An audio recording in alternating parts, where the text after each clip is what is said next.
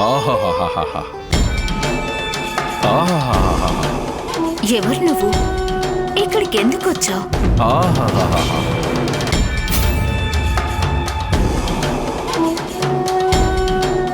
ప్రణామాలు దేవి.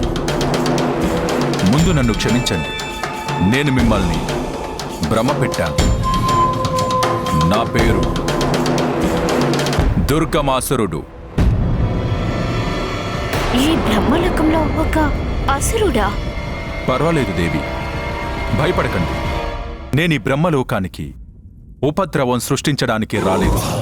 నేను మా ఆరాధ్య దైవం తమరి బ్రహ్మదేవుడికి అతిపెద్ద భక్తుడను. వారికై తపస్సు చేసిన వాణ్ణి. నా తపస్సుకు మెచ్చుకుని బ్రహ్మదేవుడు నాకు వరాన్ని కూడా ప్రసాదించారు. చాలా కాలంగా మా బ్రహ్మదేవుణ్ణి దర్శించుకోవాలని పరితపిస్తున్నాను. నేను ఆయన కోసమే ఇక్కడికొస్తున్నాను. కానీ మార్గంలో దివ్యమైన ఓ వీణా నాదం నా చెవులలో పడిందంతే. నిజం చెప్పనా దేవి, నేను మంత్రముగ్ధుణ్ణైపోయాను తెలుసా?